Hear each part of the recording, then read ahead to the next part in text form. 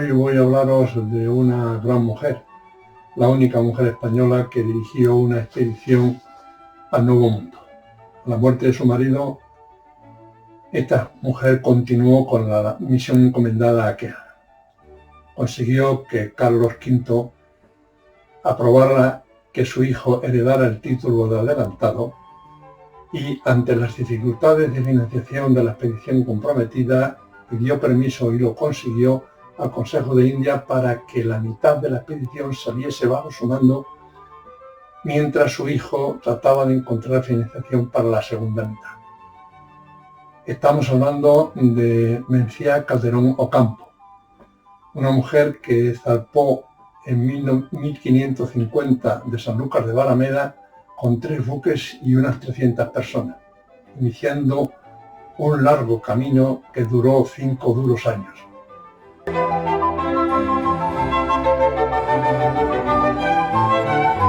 Mencía nació en Medellín. Se casó con Juan de Sanabria en segundas nupcias y Juan aportó al matrimonio un hijo de su anterior mujer llamado Diego. La muerte del primer adelantado de Río de la Plata y el envío cargado de cadenas a España del segundo, Álvar Núñez Cabeza de Vaca, hizo que Juan de Sanabria solicitase el título de adelantado del Mar de la Plata, título que se le concedió y firmó las correspondientes capitulaciones. Se le concedió por 2 vidas el título de adelantado, gobernador, capitán general y teniente de 2 fortalezas que se obligaba a construir, una al sur del Río de la Plata y otra en la isla de Santa Catalina, actual costa brasileña. Como estaban prohibidos embarcar mujeres en expediciones de descubrimiento o de conquista, la falta de mujeres españolas en las colonias era enorme.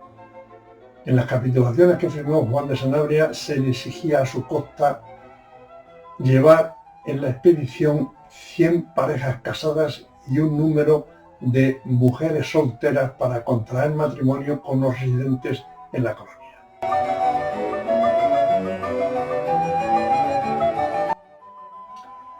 Mencía decidió unirse a la expedición de su marido con las hijas habidas en el matrimonio.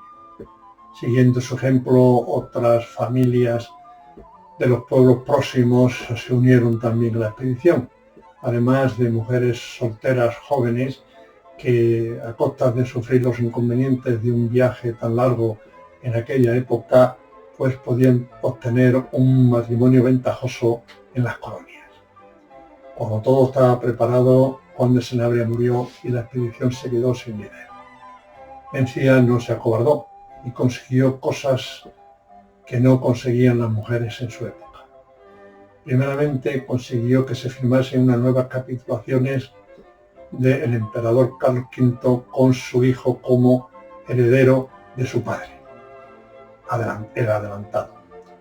En estas nuevas capitulaciones, aparte de construir las 2 fortalezas que se había comprometido el padre, Diego se comprometió a llevar 80 parejas casadas, 20 mujeres solteras casaderas y 250 solteros de cualquier edad, hombres y mujeres. A pesar de que Mencía vendió todas sus propiedades, el dinero necesario para financiar una expedición tan compleja y tan grande, que componían 6 buques, no llegó, no era suficiente, con lo cual se dirigió al Consejo de India pidiendo autorización para dirigir ella la primera mitad de la expedición, 3 buques y 300 personas, y mientras tanto su hijo Diego se quedaba en España tratando de conseguir financiación para la otra mitad de la expedición. La expedición era una expedición pobladora, con lo cual llevaba útiles, herramientas, semillas y animales.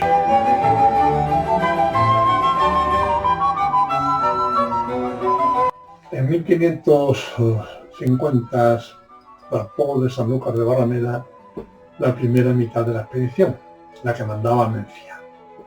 Además de Mencía y sus hijas, había unas 300 personas. en 3 navíos. Las mujeres embarcaban en el mayor, el que mandaba Juan Espinosa Salazar.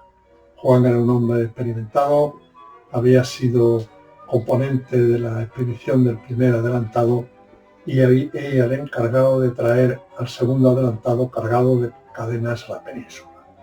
Entre las personas importantes de la expedición se encontraba un soldado de infantería alemana llamado Hans Staden, que fue el cronista oficial de la expedición. Se iniciaba un largo viaje que duró 5 años, cuando el viaje normal entre la península y Asunción, la capital del actual Paraguay, eran de unos 9 meses. Después de hacer la habitual escala en Canarias, partieron rumbo a Santa Catalina en un viaje de aproximadamente 4 meses, pero nada más pasar por Cabo Verde, una tormenta dispersó las naves. La nave principal, la nave de las mujeres, acabó en el Golfo de Guinea. Después de esperar unos días a ver si llegaban el resto de las naves, decidieron, ante la falta de agua, zarpar rumbo a Santa Catalina.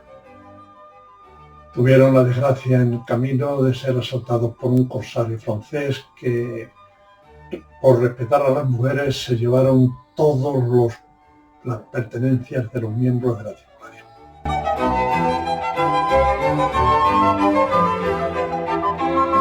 En diciembre llegaron a la isla donde se encontraron a una de las naves de la expedición. La más pequeña, la San Juan, se perdió y nunca más volvieron a oír hablar de ella. La expedición estaba diezmada. De los 300 miembros que embarcaron en Sanlúcar, apenas quedaban 120.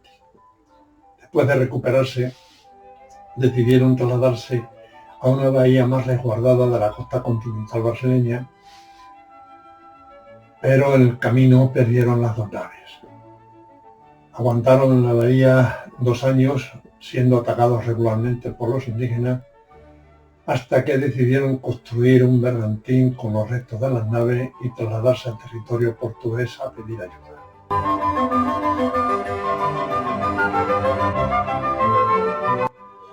Cuando llegaron a la isla de San Vicente, el gobernador portugués lo detuvo durante 2 años. Entre tanto, Diego había conseguido el dinero suficiente para armar el resto de la flota. Zarpó de Sevilla en 1552, llevando a bordo 200 soldados. La expedición naufragó en las costas venezolanas y Diego se perdió en el camino mientras trataba de llegar por tierra a Asunción. El Consejo de Indias, al no recibir noticias ni de Diego ni de Mencía, pues quitó el título de adelantado, por no cumplir las capitulaciones firmadas. Mencía perdió todos sus derechos. Una vez la liberaron, los portugueses se enteró de la pérdida de derechos y de la desaparición de Diego.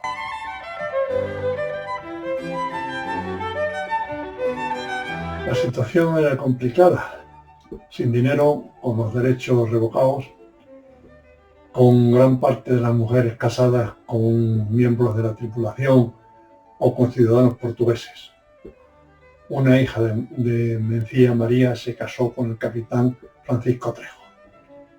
En 1555 la expedición se dividió en 2 partes. Una parte siguió a Juan Espinosa Salazar para dirigirse a la Asunción siguiendo el mismo camino que había seguido Cabeza de Vaca, y llegó en octubre de ese mismo año a Asunción. La segunda parte, con Mencía, su hija y Trejo, se dirigieron a fundar una ciudad en la misma bahía en la costa continental donde habían pasado 2 años. Fundaron entonces la ciudad de San Francisco de Embiaza.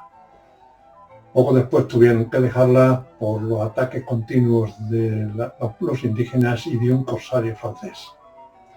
Entonces emprendieron un difícil y largo camino de 1100 kilómetros por la selva para llegar a Asunción. Salieron en otoño de 1555 y llegaron en mayo de 1556. Mencía entró en Asunción con 50 personas, la mitad de ellas mujeres.